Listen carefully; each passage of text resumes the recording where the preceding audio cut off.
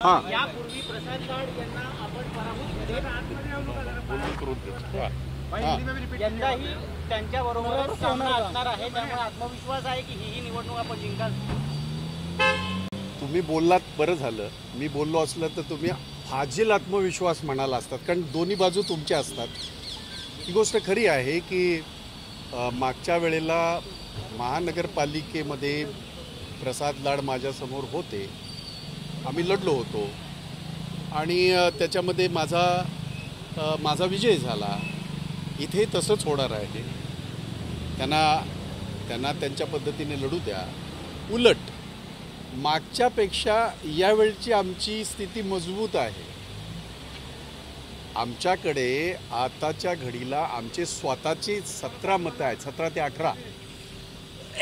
मागच्या वेळेला असं नव्हतं, खूप डिफरन्स होता. त्यामुळे मला असं वाटतं की महाविकास आघाडी म्हणून आम्ही 6च्या 6 उमेदवार लढत आहोत आणि त्याच्यासाठीच 1-2-3 तास ही बैठक झाली आणि त्याच्यातनं हे ठरलं की 6च्या 6 उमेदवार आपले निवडून आणायचे आणि ते निवडून येतील याची मला गॅरंटी. पुन्हा एकदा अपक्षांवरती भिस्त असणार आहे. राज्यसभेच्या निवडणुकीचा अनुभव घेता अपक्षांना सांभाळणं खूप कठीण दिसतंय. काय रणनीती असेल? मला असं वाटतं की अशा ह्या सगळ्या निवडणुका अपक्षांवरच अवलंबून असतात. पण एवढं मात्र नक्की की गेली अनेक वर्ष काही अपक्ष जे काँग्रेसच्या बरोबर राहिले, विशेषतः गेल्या 2.5-3 वर्षामध्ये महाविकास आघाडीच्या बरोबर राहिले, त्या सगळ्यांची कामं असतील, त्या सगळ्यांच्या ज्या काही अडचणी असतील, त्या सरकार म्हणून महाविकास आघाडीने दूर केलेल्या आहेत आणि मला खात्री आहे की ते सगळे आमच्या महाविकास आघाडीच्या बरोबर राहतील. भाई आप भी बैठक में शामिल थे, क्या वाकई कोई दबाव नहीं था कि जिस तरह ढिंढोरा पिटा जा रहा है कि भाई दिखता पीछे आ सकते हैं, दोनों में से कोई दबाव डाला जा रहा है? कांग्रेस का कोई भी प्रत्याशी पीछे आने के लिए खड़ा नहीं हुआ था. आप में से बहुत सारे हैं, मैं अभी यहाँ बैठे हुए बहुत सारे हैं जिन्होंने मुझे कल से पूछना शुरू किया था. एक मीडिया की ट्रायल होती है जो मैं अच्छी तरह वाकिफ़ हूँ इस बात से, क्योंकि मैं खुद मीडिया से हूँ, मुझे पता है. तो एक ट्रायल की तैयार की जा रही थी कि ऐसे है, ये बोल रहा है कि नॉन रीचेबल. मेरी ज़िंदगी में मैं कभी भी नॉन रीचेबल नहीं रहा. अभी इसको कैसे नॉन रीचेबल रहा मुझे नहीं पता. अभी ये किसको फ़ोन कर रहा था ये उसको ही पूछो. भाई बातम्या आले. तो मैं कभी भी नॉन रीचेबल रहता नहीं हूँ, क्योंकि मैं जो बातें धड़ल्ले से कहता हूँ और कल से कहते आया हूँ. पीछे लेने का कोई मतलब ही नहीं. अगर लेना है तो भाजपा वाले लेंगे, हम क्यों लेंगे? हाँ, तो अभी तो वो बात खत्म हो गई. अब तो लड़ने की बात करें. अब तो लड़ने की और जीतने की बात कर रहा हूँ. नाही, ते सगळेच करतील. तो आता ट्रेंड झालेला आहे, दुर्दैवाने ते होणारच आहे. ज्या पद्धतीने राज्यसभेमध्ये आमदार फुटले, त्यामुळे कुठेतरी मुंबईच्या बाहेर यावेळेस काही नेण्याचे प्लॅनिंग वगैरे आहेत का? नाही, असं काही अजून काय आता काही ते ठरलं नाही, परंतु एवढं नक्की की प्रत्येक पक्षाने आपल्या आपल्या आमदारांना व्यवस्थित एकत्रित ठेवणं हा विषय आहे. त्यामुळे काँग्रेसच्या आमदारांना एकत्रित ठेवणं हा माझा विषय आहे, त्यामुळे आम्ही ठेवणार आहोत. भाई राज्यसभा का जो आउटपुट आया थोड़ा सा निराशाजनक जरूर था. क्या विधान परिषद को लेकर पूरी तरह से अलर्ट है आप लोग? हाँ, बिल्कुल अलर्ट है, क्योंकि राज्यसभा में ये बात आपकी बिल्कुल दुरुस्त है, क्योंकि ये अपेक्षा नहीं थी. कहीं ना कहीं चूक हुई है, कहीं ना कहीं लैप्स रहा है. उसका पूरा ब्यौरा, उसका पूरा डिटेल चर्चा हो गई है और उन चीज़ों को हम किस तरह से मैनेज कर सकते हैं, उन चीज़ों को हम किस तरह से दुरुस्त कर सकते हैं, ये बातें हो चुकी हैं. भाई काँग्रेसने राज्यसभेच्या वेळेस मतं घेतली, 2 एक्स्ट्रा मतं घेतली असं देखील बोललं जातं. त्याच्यामुळे कुठेतरी ही मतं जो पलटी खाए राज्यसभा चुनाव में, जिन्होंने अलग मतदान किया, क्या उनको मनाने की कोशिश पहल की जा रही है? नहीं, ऐसा है कि मैं 20 साल से मैं राजनीति में हूँ. कम से कम मैं आमदार हूँ. एक बार नीचे के इसमें भी था, मुंबई से चुन के आया था.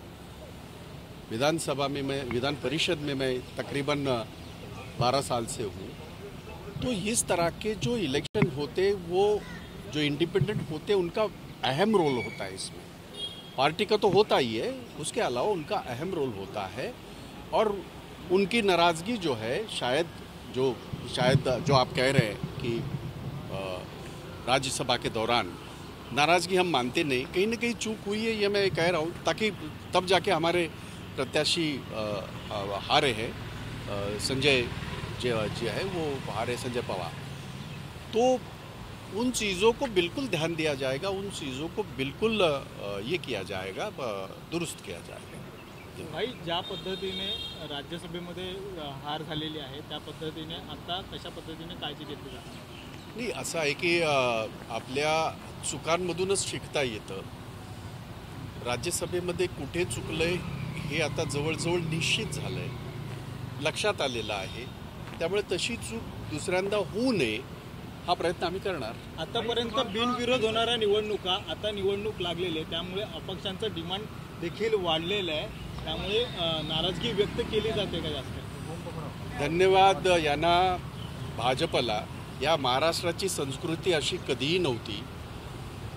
शाहू फुले आंबेडकरांच्या या महाराष्ट्रामध्ये नेहमीच सौजन्याने, सामोपचाराने चर्चा करून अशा निवडणुका शक्यतो होऊ नयेत असे प्रयत्न याच्या अगोदर अनेक वेळा झाले आणि ते मान्य झाले.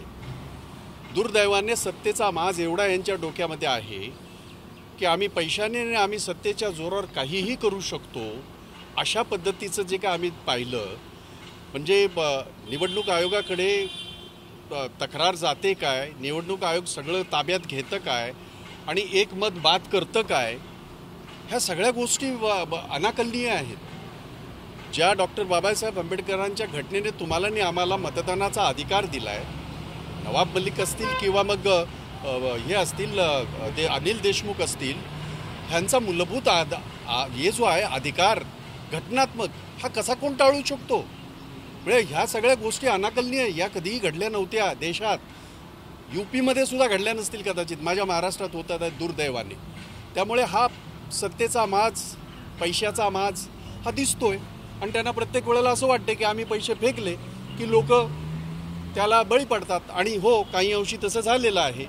त्यामुळे त्याची काळजी घेतली जाईल या सगळ्या गोष्टीची. एक सवाल है, सवाल ये है कि जिस तरह से आरोप लगाते हैं ईडी कार्यालय में 5 लाख की चीजें 2016 में ले ली जाती है और ये कहा जाता है कि ये कार्यकर्ता आंदोलन करते हैं. दूसरा कि दिल्ली में इस तरह के पोस्टर लगाए जाते हैं और वहाँ पे लिखा जाता है कि वीर सावरकर नहीं हो जो माफ़ी मांगूंगा. ये कहीं ना कहीं वीर सावरकर का अपमान किया जा रहा है, इस तरह की बातों को. एक तो ऐसा है कि आप ये जो सेट किया ना आप लोगों ने, ये narrative, I don't agree with this. First of all, यह आपका नैरेटिव है, मेरा नैरेटिव नहीं है. मेरा नैरेटिव मैं बता रहा हूँ. तभी आप लोगों ने किसी ने सवाल पूछा नहीं था, इसलिए बता रहा हूँ. जब देश के नवरत्न बेचे जा रहे हैं कौड़ी माल में, कौड़ी भाव में, आपने कभी सवाल पूछा नहीं? मैंने तो देखा नहीं, क्योंकि मेरी यूनियन है वो सारे इसमें. और देश में जितनी भी परमानेंट नौकरीज है, ये जो जॉब्स है 3.5 करोड़ के थे पहले, आज वो घट के सिर्फ और सिर्फ चंद लाख के ऊपर आए हैं. ये सारे नवरत्न नरेंद्र मोदी जी ने, उनके सरकार ने कौड़ी भाव में बेचे. आपने कभी पूछा नहीं? देश के एयरपोर्ट कौड़ी भाव में बेचे गए, आपने कभी सवाल पूछा नहीं? देश के रेलवे स्टेशन बेचे गए. अब बचे कौन है? तो आप और हम नागरिक बचे, शायद उनको भी बेच देंगे. तभी भी आप सवाल नहीं पूछोगे, ये तुम्हारी प्रॉब्लम है. लेकिन एक हिंदुस्तान का नागरिक होने के नाते, एक कांग्रेसी होने के नाते, ये मैं सवाल ज़रूर पूछूंगा कि ये जो आपने जितना 8 साल में बेचा है, इसमें, इसके निर्माण में आपका क्या योगदान है? भाजपा का योगदान क्या है? नरेंद्र मोदी जी का योगदान क्या है? देवेंद्र फडणवीस का योगदान क्या है? या बाकी लोगों का योगदान क्या है? देश के प्रधानमंत्री ये कहते हैं मैं तो फकीर हूँ, झोला लटका के जाऊँगा, और गॉगल तो बहुत भारी पहनते हैं. ये व्यक्तिगत होगा, ये मेरी संस्कृति नहीं है, लेकिन वो इशारा है. जितनी उंगली उठाओगे 3 उंगलियां तुम्हारी तरफ बिल्कुल आएगी. मैंने ज़िंदगी में ऐसी निचली राजनीति नहीं की, ना करना चाहता हूँ. पर लगाए तो जायज़ है क्या? नहीं, वो जायज़ है नहीं जायज़ है, मैं उसमें जाना ही नहीं चाहता, क्योंकि मैंने नहीं देखे और तुम्हारे नैरेटिव के ऊपर मेरा विश्वास नहीं है.